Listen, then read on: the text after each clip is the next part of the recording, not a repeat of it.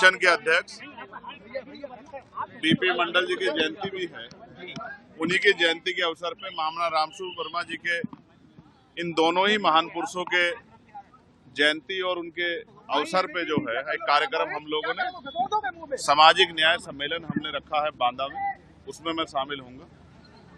उत्तर प्रदेश में जिस तरह के हालात चल रहे हैं उसमें जिस तरह से अखबार पढ़ने पे तमाम महिलाओं के साथ हत्याएं, रेप, चोरी, डकैती, भ्रष्टाचार खबरें आ रही है, ये उत्तर प्रदेश की कानून व्यवस्था और जो गरीबों, कमजोरों, किसानों की दमन की राजनीति चल रही है, ये उसका सच है।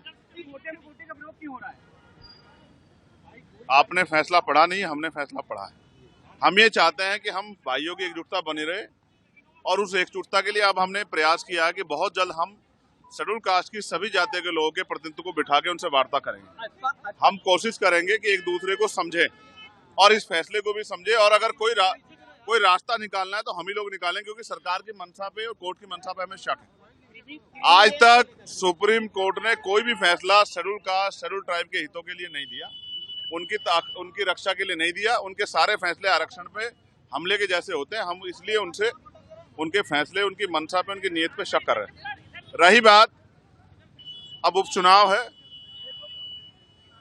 मेरा प्रयास रहेगा कि इरफान भाई को जिस तरह से उनका उत्पीड़न किया गया है, जिस तरह से उनको सताया गया है, ये किसी से छिपा हुआ नहीं। तो मैं कोशिश करूंगा कि आजाद समाज पार्टी के जरिए हम लोग उनकी आवाज को भी उठाने का काम करें।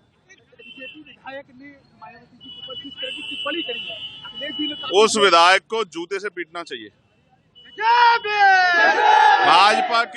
भाजपा के नेताओं के कुछ नेताओं के दिमाग खराब हो गए, वो हैसियत से ज्यादा बोलने लगे और कभी कभी वो अपने नेताओं खुश करने के चक्कर में ये भी भूल जाते हैं कि इसके परिणाम क्या हो सकते हैं। बहन जी हमारी नेता है, आदर्श है, उनके सम्मान से अगर उनके सम्मान में कोई गलत शब्द कहेगा तो फिर भीम आर्मी के लोग, आजाद समाज पार्टी के लोग उससे हिसाब किताब करेंगे। इस बात को मैं उनको सावधान करना चाहता हूँ। जी भारत।